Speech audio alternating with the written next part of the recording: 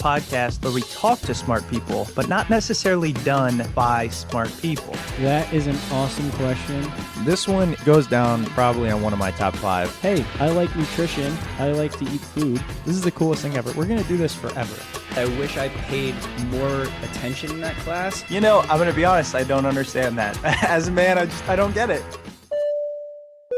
Welcome to smartpeoplepodcast.com. Hello and welcome to Smart People Podcast, conversations that satisfy your curious mind. Chris Stemp here, and thanks for joining us for another episode. I'm really excited to bring you this one. I had to be honest, there's very few times where on the spot, a paradigm that I've held is changed.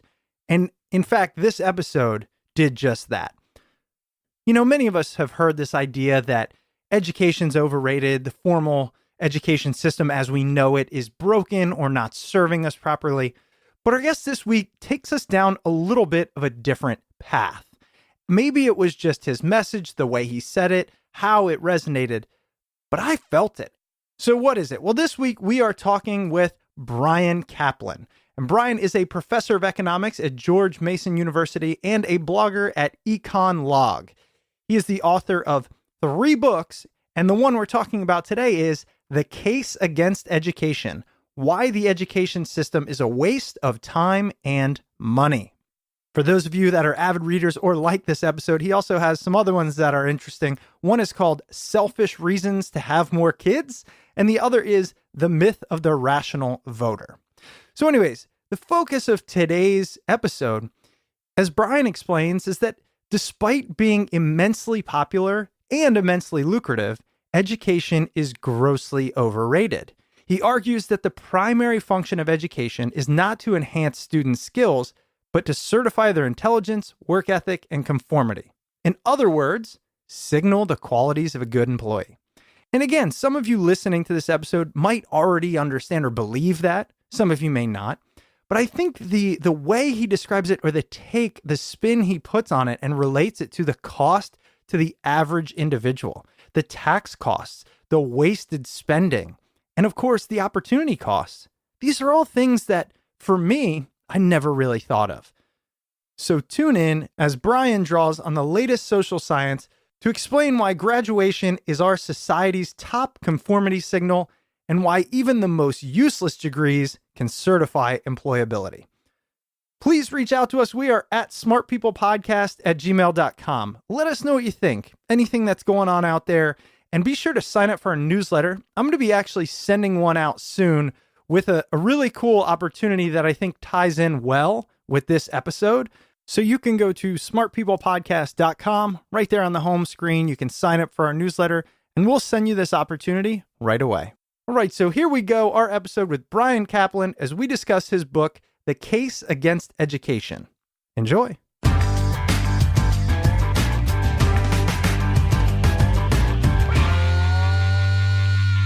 All right, Bryan. Well, first, I just want to say thanks so much for being on the show. My pleasure to be here. I know you're about to hop on a plane, so you made some time for us. And I'm glad because, you know, we have a show based on knowledge and the accumulation of knowledge. And in today's world, the way we do that, the way we're told, is to go get an education. Yet, as a professor yourself, you're saying, don't do it. Tell us a little bit about where this idea of education being the enemy came from. Well, that's not quite right. The main thing that I push on is the idea that education isn't a good use of taxpayer dollars. It's very different from telling people individually that getting more education isn't a good idea. These are, and again, it's easy to think these are practically the same thing, but really they're not. The heart of my book is something called the signaling model of education. It just says that there's really 2 totally different ways why education might pay off for you in the labor market. One of them is the usual story where you go to school and you learn a bunch of useful stuff and then employers like you better. But another story is that you go to school, you learn a bunch of useless stuff, but in so doing, you're impressive. You go and you get certification, you get stickers on your forehead, and then employers like you because you got the stickers, right? And the main thing that I push on is that from taxpayers' point of view, it really matters why the education pays. Because if people are going to school to get useful skills, then taxpayers get to enjoy all the extra production. But if you're going to school in order to get stickers, well, stickers are not the kind of thing that can make a country overall rich. So, I mean, in terms of selfishly speaking, I said it doesn't make that much difference. Although, since you are talking about people who really enjoy learning, for someone who really actually wants to learn a lot, then, I say, it's the usual thing where what you get out of your education is what you put into it. You can go to school and learn a lot of stuff if you're willing to apply yourself. Although, if that's your main goal, I do point out you don't really need to pay for it. You can just go unofficially, and I've never known a professor that would actually prevent unofficial education to anyone in the world who wants it. Wait, that's interesting. So by that, you mean just go, show up to the class and learn, and the only difference is you're not going to get the stickers. Exactly. Yeah. So, I mean, and this is actually one of my favorite arguments for why signaling is so much more important than people think, which is, look, if you think Princeton's the best school in the universe, just move to Princeton and start going to classes. I mean, the odds are the professor won't even notice that you don't belong there. But if you want to go and talk to him, go up and say, I'm really interested in the subject. I'm not a real student here. I mean, almost all professors in my experience will be touched by this and will say, someone actually wants to learn what I have to teach. This has never happened before in my life. So, I mean, if all that you want out of your education is learning, great, but just go. You don't need anyone's permission. You don't need to pay a dime. That is amazing. I don't think I've ever heard that really be stated, but I can imagine how true that is.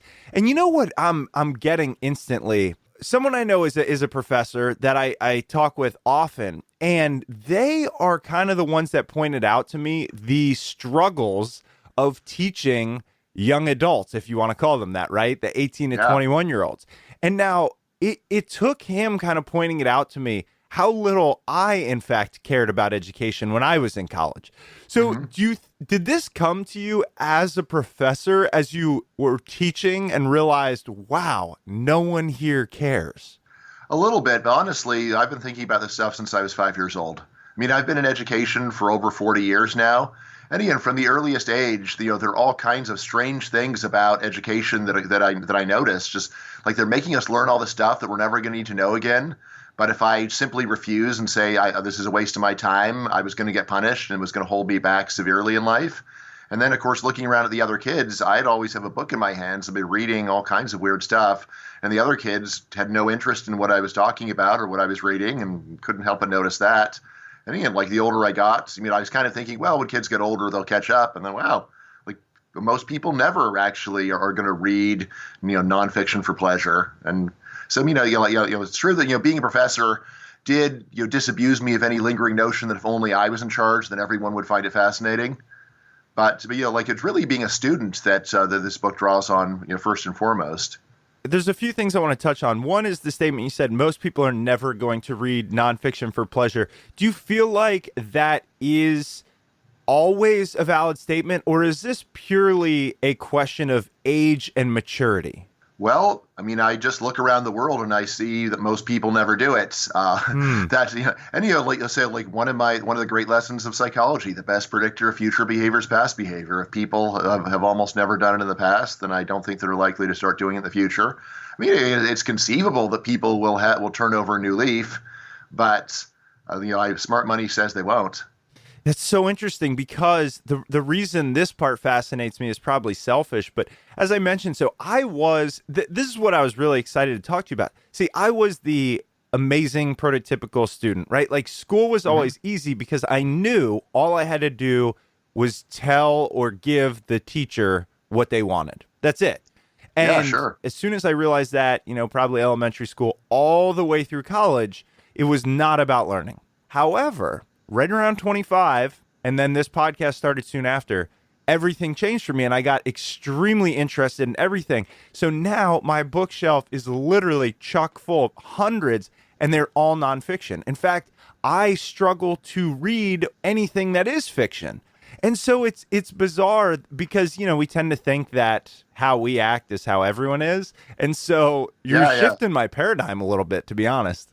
Yeah, so like that's a fantastic story. I mean, it's kind of amazing, but out of most people who have never been interested in reading, but by the time they're 24, that's the next year they're going to suddenly transform.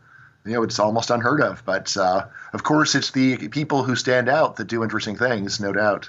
Tell us about the costs and really the economic system that's built up around education. Yeah, sure. So, important to remember that for an economist, time is money. I mean, also for any prudent person realizes that time is money. So, I mean, actually, most of the cost, when you really add it up for especially college, comes from lost earnings rather than tuition. Important thing to remember is that most people do not pay list price. So whatever tuition you see listed on the college website, most people do not actually pay that, even at public schools. Upper middle class people probably are mostly paying that, or their families are paying it. But most people out of pocket are paying quite a bit less. But there's still all 4 years that you could have been working, or actually in reality 5 or 6 years, since people take so long to finish. So I mean, those are the main costs overall. In terms of of the economics of it. Again, the main thing that I say is that it's very important to distinguish these two perspectives. You got the selfish point of view of the student and their family, and then you got the social point of view of the policymaker and the taxpayer. And really, the answers are quite different. So selfishly speaking, my view is that high school is a good deal for almost everybody, and college is a good deal for people who did well in high school. Right? Again, on average.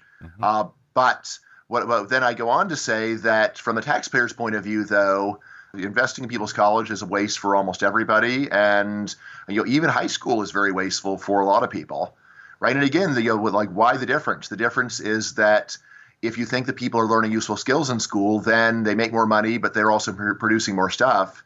If you think the main thing that you're doing is showing off and getting certification, well, if everybody gets certification, it no longer certifies, and then you need to get another certification. So, I mean, one of the big things I talk about in the book is what's called credential inflation. It's just the idea that nowadays you need more education to get the same job that your grandfather or your dad could have gotten with a lot less education, right? And so since around 1940, it looks like you need about 3 more years of education to get one and the same job. So again, so this is not talking about like IT jobs or anything like that, where which is a little bit of what's going on. But the main thing that's going on is just to be a waiter at a fancy restaurant now, you need a college degree, right? So crazy stuff like that. Right. And again, like if signaling is right, this makes a lot of sense, because once everybody gets a certain degree, then it no longer is very impressive. Right. So then you've got to go get another degree in order to impress, and another degree after that. It's now expected. You have to have a college degree. And I kind of thought of it in terms of really evolution. So, all right, my dad's era, if you got a degree, it really almost, I don't want to say guaranteed kind of a safe, successful future, but it was a good step. Yeah. And then mine, it was obviously needed. And thinking now, well, now you have to get a master's degree. And I don't think I really ever saw the problem with that, except the time. Now that you're really talking about this, the time and the money. I mean, so here's the thing. And the tax dollars. Right, and the tax dollars. So do you have specific detail or numbers about the tax implications? Let's see. So, I mean, I just talk about the obvious stuff there. There's nothing too amazing about it. But so basically for K through 12, taxpayers pay essentially 100%, and for the public school anyway. And then for college, they still pay most of it. So, I mean, tuition is a minority of the payment. So, even at public schools, tuition's only a minority of it. Student loans, students are paying a bit, but those are subsidized interest rates, so taxpayers are picking up quite a bit of that. And then even for private higher education, again, there's heavy subsidies going both directly and then through student loan programs and things like that. So it is a major burden. So again, we're spending roughly $1 trillion a year of tax dollars on education, right? And then that's in addition, of course, to private tuition, and then all the time. Right. And again, if this were time where the students were really enjoying themselves, savoring the knowledge, then that wouldn't be so bad. But again, as a professor, I can look out and see, look, these kids seem really bored and unhappy. So this does not seem to be time well spent from their point of view anyway. Let's start young and then get all the way up to that college age. At what age do you think, or at what level should education stop being subsidized? Should it ever be something, kindergarten, where it is tax subsidized? Is there a certain point you think, okay, now that this opportunity cost and real cost is overweighing the taxpayer and the time? Right. Well, I'm philosophical enough to wonder about whether there's any reason for the government involvement in education at all, but that's not integral to the argument. So, really, what I focus on in the argument is I begin at high school. That's really like like economically speaking, you can't really study the stuff that's earlier in the U.S. because essentially 100% of people go to at least ninth grade. So we got no variation. We don't really know what would happen if people did less. So I just don't worry about that. But I do start with high school, which surprises people. People assume I'm only talking about college. And they say, well, of course, high school, all that is useful stuff. And I just look at them like, when were you last in high school? Or what high school did you go to? It's all useful stuff. I mean, it looks like, mostly filler to me. Yes, of course, yes, you do some literacy and numeracy. But then, like all the hours where you're doing, history, social studies, foreign language, higher mathematics, Shakespeare, poetry. Yeah. Right. You're doing all this other stuff. That stuff hardly anyone is ever going to use after the final exam, or at least after graduation. So yeah, I mean, so again, seems like that there is just a big waste of time that's going on from this early age, and again, when I say waste of time, what I'll say is, look, if you aren't going to use it later and you don't enjoy it, then I'll call it wasteful, right? You got to have both, right? So a lot of people interpret what I'm saying as like a Philistine economist who doesn't appreciate poetry. I like poetry. I like opera. I like this high culture, but I'll still say, look, you're not hardly anyone ever gets a job with this stuff. And hardly anyone enjoys it. There's a few people enjoy it, but to go and pretend like the students are savoring Shakespeare normally is just crazy. Well, and even if they go on to enjoy it, most don't enjoy it at that age. And I think that's such a key factor. And what we enjoy changes so much. Yeah, and you may also kill their enjoyment by making them suffer through hearing barely literate fellow students go, oh, Romeo, oh, Romeo. Like if people, that doesn't make you hate Shakespeare, what will? So let's move our way up into college. What about the argument you mentioned, this signaling thing? It's still real, right? Like it's still real. If you want to go I think about my first job, right? If you want to go work in finance, you have to have a college education. Right? Yes, preferably in physics or math. Yeah, right. And so what do you say to the person or organization or just anything that's like, look, I get this, but it's not how the world works? Yeah, what I say is, look, you're absolutely right, and that's just what I say. Selfishly speaking, the system is like if you want it to, like if you want to succeed in this society, you've got to go along with it. But the key point is that for taxpayers to go and foster this system and subsidize it with hundreds of billions of dollars a year is crazy, right? So that's the key distinction that I emphasize is there's the selfish point of view where you say, look, we're stuck in this equilibrium. I better comply with it if I want to accomplish my goals. And there's the social point of view of why did taxpayers and policymakers choose to create this equilibrium? Why do we put so much money on the side of the status quo to make sure that things keep going the way they have for the last 1,000 years? And because it really is true that education is amazingly similar over the course of the last 1,000 years. There's a painting of like Thomas Aquinas's class or something like that, and it looks almost exactly like a modern classroom. There's the sage on the stage in the front. There's people going and taking notes, I think in wax because they don't have paper at the time.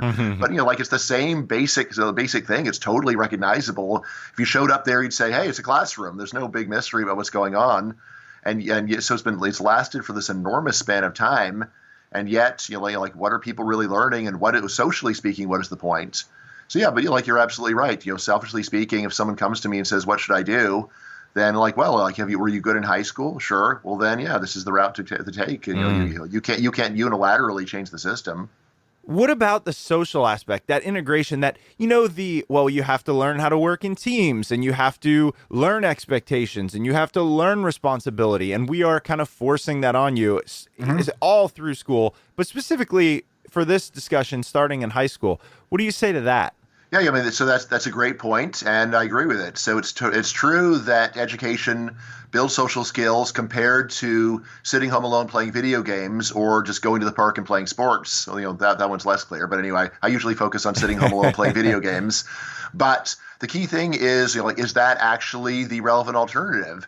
In most societies throughout history, the relevant alternative would have been to get a job. And actually, there are plenty of countries, like richer countries, Germany, Switzerland, where kids that just don't like school very much, when they're 13 or 14 or 15, they become apprentices and they actually get integrated in the workforce. And I say that, that builds not only does that build social skills too, it builds better, more useful, more relevant social skills. Because again, so there are a lot of similarities between the work ethic and the school ethic. Right. So, yes, you have to show up on time for both school and work. You have to get along with people in both school and work. You have to go and follow orders in both school and work. But there's also a bunch of differences between the two. So in school, people are judged much more on their attentions. In work, you're judged a lot more on your results. In school, it's very important that everything be fair to everybody. In work, it's more important that people just get with the program and get stuff done. So there's also these differences. And again, like I say, work is actually preparing you for real adult life to a much greater extent, whereas school sort of fills you with, gives you some useful lessons, but also gives you this, everyone's a beautiful and unique snowflake lesson, which is not a useful lesson. It's a dysfunctional lesson for real life. And then when we get to college, if you look at how little college students work these days, seems to me a lot of what's going on is people build up their work ethic in high school and then lose it in college. And then when you're done with college, then you get a job where they try to revive the work ethic that got messed up in college because it's so easy. I feel like you followed me around for my college and soon after college career to some extent. But here's the thing. I will say, and I remember my dad saying this to me prior to going into college, it was the best time of my life. It's different because I was lucky enough to have my dad pay for it. And so yeah, that's important. Exactly. So I think let's make a very clear distinction. You're talking about and by the way, I went to a state school. So okay, it's not like I went somewhere where we're talking, the norm of 30, 40,000 a year. Right. Yeah, sure. But your primary argument is the person that's putting themselves in debt, the family that's taking everything they have to say education is good for you, and the taxpayers that are subsidizing it. That's the real issue here. Yeah, especially the taxpayers. That's really a big deal. I mean, I would say that, if the only thing that you were getting out of school were just a 4-year party, I don't think very many people would do it because it's a pretty expensive party, right? And also imagine that we had a society where you could get a good job when you were 20 years old. How much fun would that be? How much fun would it be to be a young person working with a bunch of other young people making good money?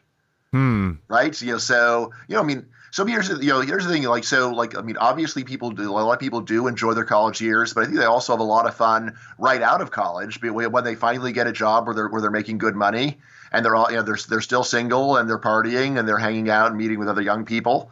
It's not at all clear to me that the first couple of years after college are less fun for people than the years during college.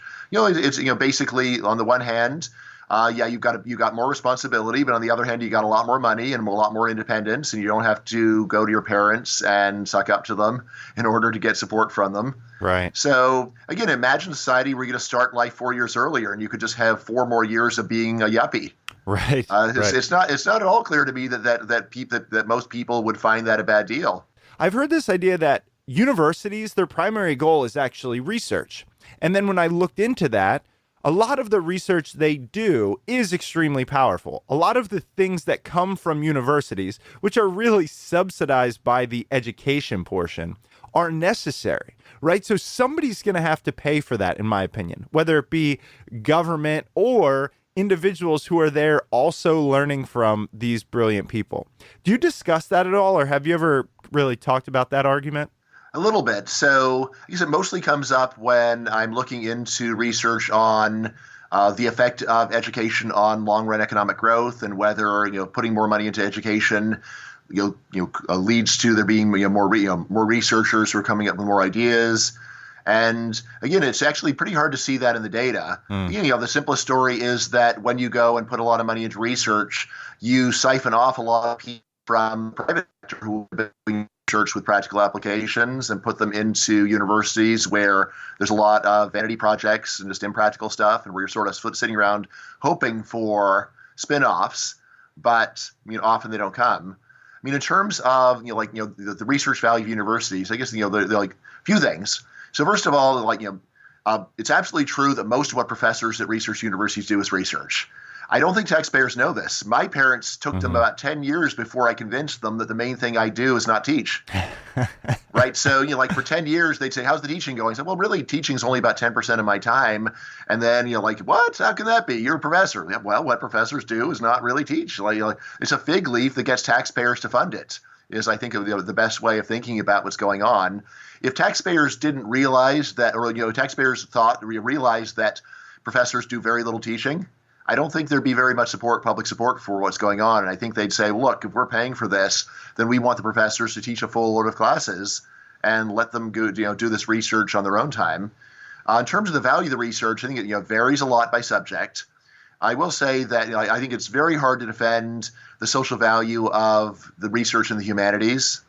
I mean, like in terms of like how much contribution even to people who really love the humanities is going on from university research in the humanities, I just don't see any noticeable thing happening there. I mean, if you just take like the value of all Shakespeare on Earth, of all Shakespeare research on Earth versus one Shakespeare play, I mean, I don't see that anyone who loved, no matter how much you love culture, you could say that all that Shakespeare scholarship was better than one single Shakespeare play, or in fact, one decent movie. Right, like one nomination for Best Picture. In terms of social science research, I mean, so I am in the social sciences. You might think I'd be inclined to say, oh, that's super important. Again, I don't see that there's that much of value that gets produced by it, especially because like the best papers generally come from elite people, and they would be researching with or without the government subsidies. So mostly, what the government money does is just create thousands of extra sort of like minor league researchers. Which of course I would be put in that minor league. The minor leagues can have a few good people, but there's plenty of people like me who just do this stuff for free in their spare time, so it's worth pointing that out. Then when you get over to engineering, natural sciences, that's what I think you're really talking about. That's probably what people have in mind. Medical research, things like that. Again, for that stuff. It may be that government funding is encouraging more of this, although important to remember that the government funding is also siphoning off people that would have been working in the private sector instead, and maybe on projects that are more useful. I mean, I do know a bunch of smart people that have become professors where what they work on is of interest only to themselves. Like it's clear that it will never actually yield any social value. And if taxpayers hadn't created these jobs for them, they might be in the private sector coming up with ideas that would be of value to mankind. What about this idea that education is the cornerstone of society? And it's something that I believe cultures have prided themselves on over the past 100, 200 years, recognizing the more people we get educated, the more prosperous we are. Is this a recent phenomenon where we can finally step back and say the formal education process is broken due to technology? Or is this something that's been coming for a long time? Yeah, I think it's been coming for a long time. So there is a lot of research on the effect of education on the economy. And almost all the researchers who do this research think they're going to find enormous benefits of education as soon as they check out the numbers. And like over the last 40 years or so, researchers have been shell-shocked because they keep looking at the numbers and they keep not finding the effects they think they're going to find. So in the book, I go and talk about a paper where they actually looked at 8 different major data sets and tried to measure, if the education of a nation goes up by a year, how much richer does that nation get? And like in every single one of these 8 data sets, they found that education is much less beneficial for society than it is for any one individual. So an individual gets a year of extra education, his income goes up by about 10% on average. A country gets an extra year of average education of the workforce, and their income goes up by maybe 2%. So again, it's not that it's totally useless, but just like the signaling story predicts, the benefits for the individual far exceed the benefits for society. Right. And again, I think a lot of this, again, is that when you raise the education level of the whole society, the main thing that you cause is credential inflation. Employers just jack up the amount of education that they consider necessary to be worthy of job training. Right. So in a society where most people are high school dropouts, employers can't afford to say, I'm throwing out all the applications from high school dropouts. On the other hand, when high school dropouts are just 20%, then throw them out. So let's go and focus on people with more credentials.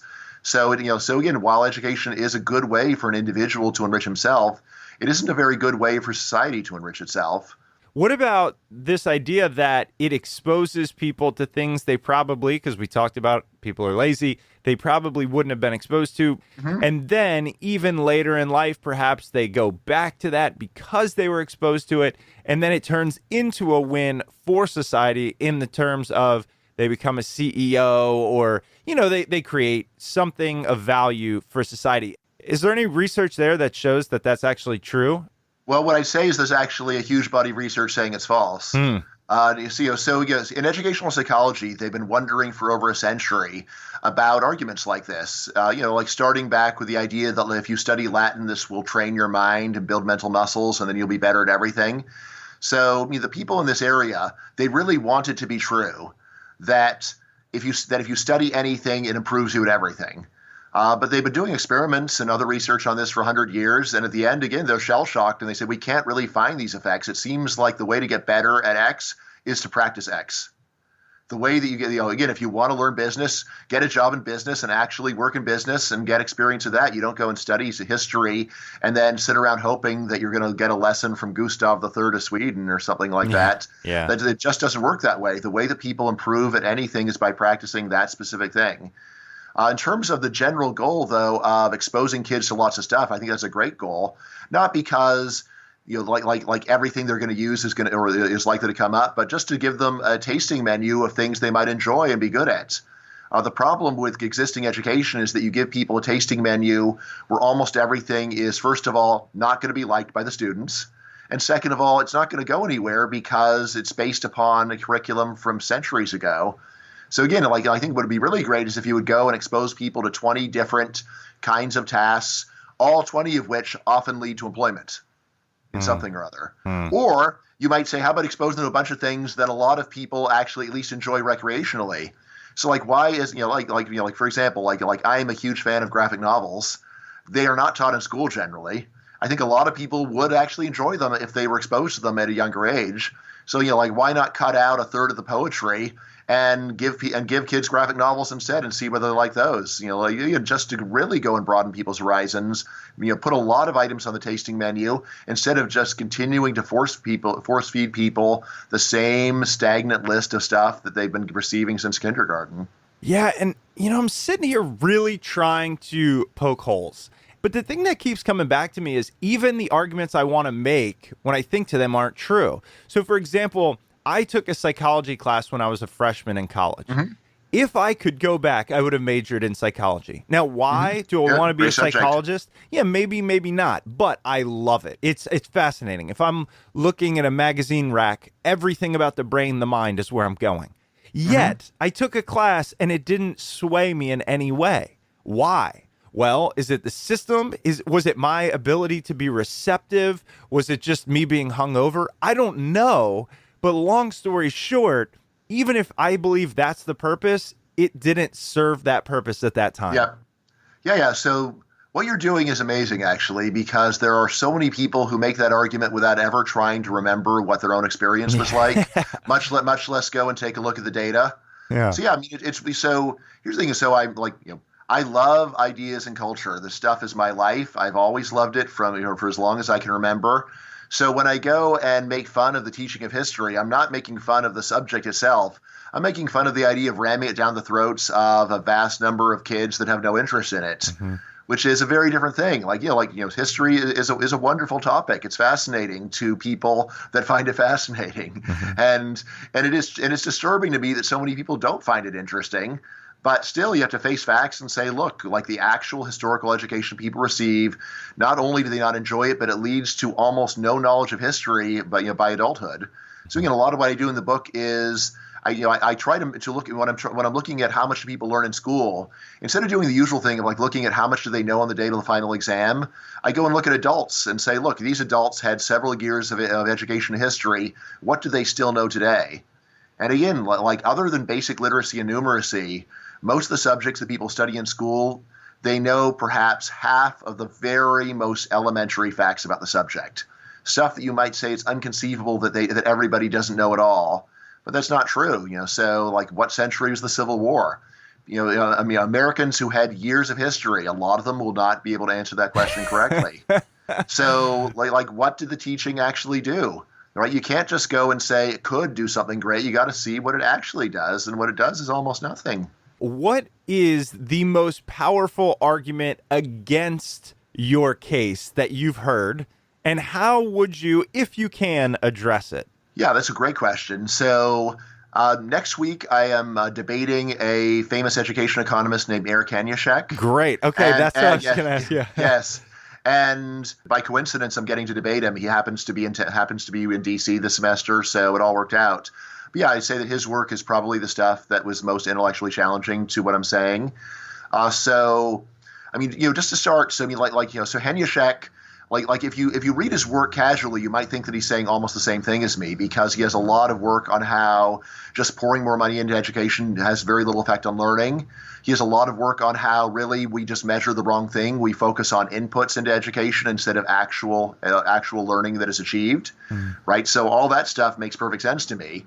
But then he goes on to say that if we go and sort of just change the metric and we switch over from years of education to test scores, then he says that there are enormous social benefits of education, right? In particular, what he says, if you go and focus on especially like science and math scores, the benefit to society of raising society's science and math scores is enormous, right? So, and he calculates like some incredible number, like many tens of trillions of dollars. If we could just get our math and science scores up by a few points, then this would be tremendously beneficial, right? And he does have a lot of research on this, just showing that countries that are poor tend to have these bad math and science scores. Countries that are rich tend to have the high scores, right? So looking at this, he says, look, he's saying, look, if we just make the education system do what it's supposed to do, namely teach, obviously literacy, but especially like numeracy and science, then it would actually really be as awesome as people imagine.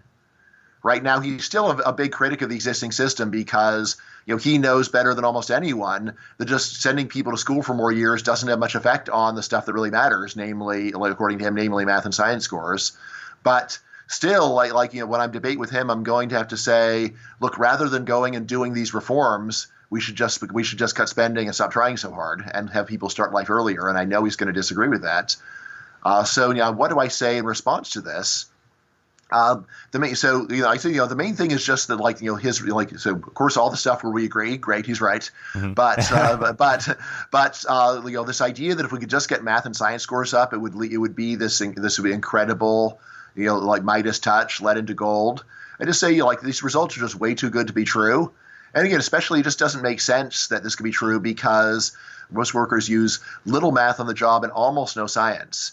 So we just say it just doesn't make sense that just improving science scores could lead to massive raises in productivity throughout the whole economy when the stuff hardly ever comes up on the job. And I say what is really going on is that he thinks that he's measuring knowledge of math and science, but I think he's really measuring intelligence. And intelligence is something where it is easy to see how higher intelligence overall could yield much better social results. Right. So, if just everyone could be smarter, intelligence is something where it comes up in everything that you do. But just math and science, on the other hand, these are much more narrow skills. So I think he's just picking up intelligence and then he's mistaking it for math and science. Yeah. So, and then, the last point is it's just a lot harder to raise intelligence than it is to raise math and science scores. Math and science scores just practice math and science. Intelligence, there is, so it's not something that cannot be changed. You can change intelligence. You can improve it. There's a lot of research on this, but it's much harder than it would be just to teach people science. Oh, well, you hit on something here. So, first of all, how would you, in your research and given your knowledge, how would you define intelligence? How is intelligence defined? And what are the things you've seen or heard that we can do to improve it?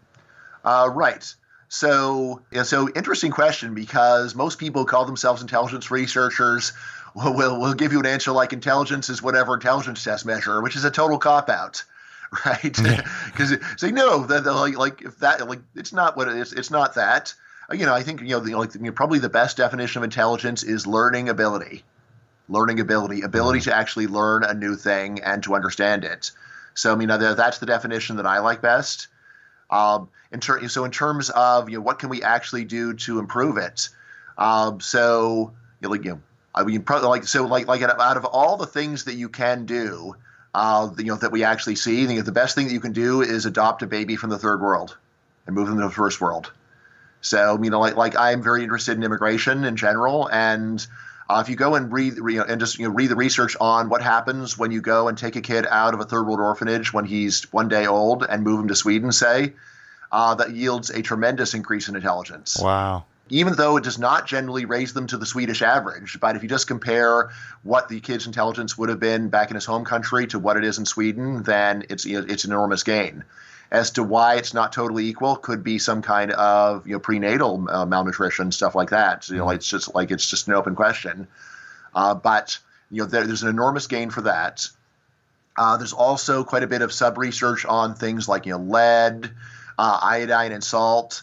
So again, a lot of things like this in terms of nutrition, and then in terms of does education raise intelligence? There's a lot of research showing quite clearly that spending more years in school does actually, on average, increase your IQ score. But there's a lot of questions about what that really means, because a lot of IQ tests actually have questions about what continent is Egypt, stuff that you learn in school. So there's a big debate on the question of are the gains what are called hollow gains? Are they gains where it's basically teaching the test? Yeah, I should say that if you just want to raise your IQ score, there is a great way of doing it, which is to give people the answer key. All right. So I mean, and everyone will agree, well, that's ridiculous. So that's totally hollow. But then how about you just give them test prep in the test, right? So you give them a 5-week course that teaches to the test. That also will lead to a large gain in the score on that particular IQ test. But again, I think it's pretty hard to believe that that's a genuine improvement in intelligence. That seems pretty bogus. And especially because if you train people for one IQ test and then give them a totally different test, then you don't see the gains that you got from the training. So it really looks like you taught them very narrowly for that test. Sure. But I mean, the IQ test, I don't think really, especially given your definition of intelligence, which I love, the ability to learn new things. I personally don't think the IQ test necessarily directly correlates to that. Anything so you're absolutely right, but that's a really high standard, right? So necessarily directly correlate, sure, that nothing, but out of all the tests that we have that we're going to use to predict how easy it is to teach a person something, IQ tests seem to be the best. So the military, the military uses this stuff to, for example, decide who's going to receive pilot training. Why? Because they've done big experiments, as the military can do on human beings as no one else can, because you have no rights in the military, really. They've done big experiments. So out of all the things that we can use to predict success in training someone as a pilot, what predicts best? And usual conclusion is IQ tests, actually. Wow. Right. Now, again, probably be even better if you would go and give them half of a pilot training class, and then use that to predict their success in the second half. That might be even better than intelligence. Wow. The problem is that to do that test, you've got to actually put a person in a freaking plane worth $100 million or whatever. So again, in terms of what's practical, where you don't want to actually give the super expensive training and the really dangerous training to people who you don't have a lot of confidence in.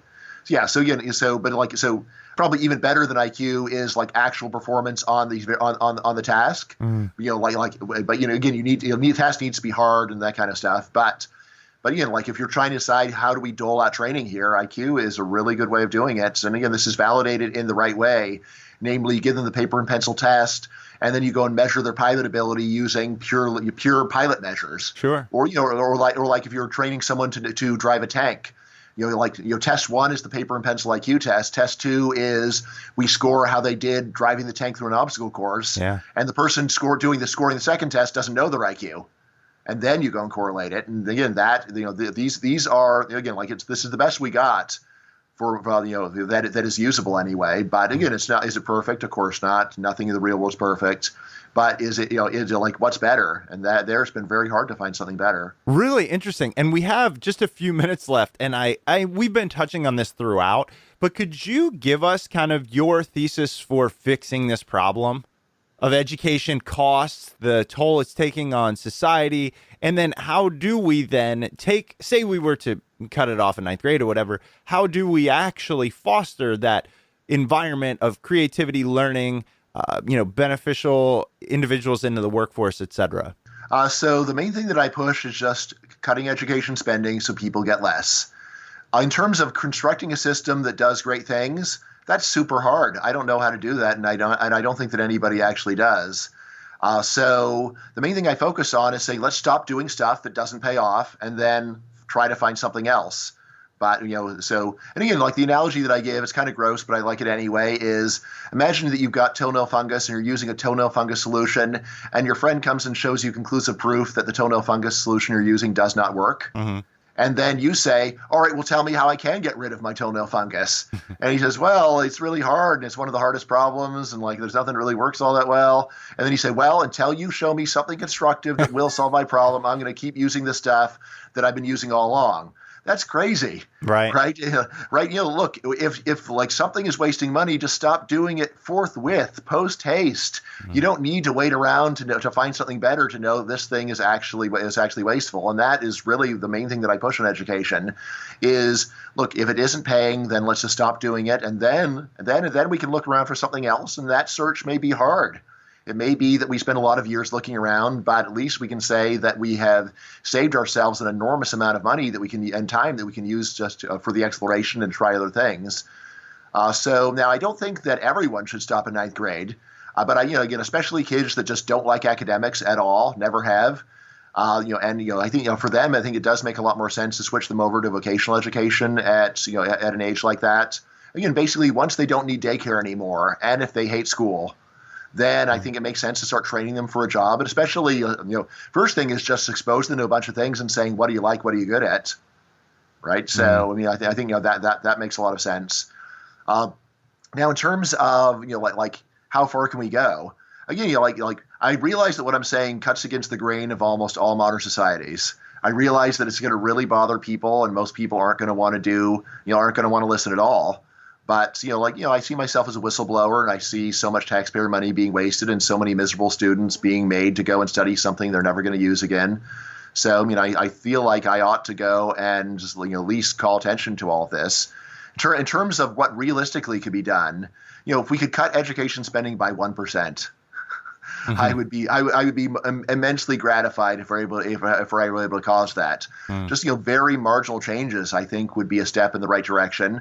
And again, people start getting so nervous because then I wouldn't be able to afford my education.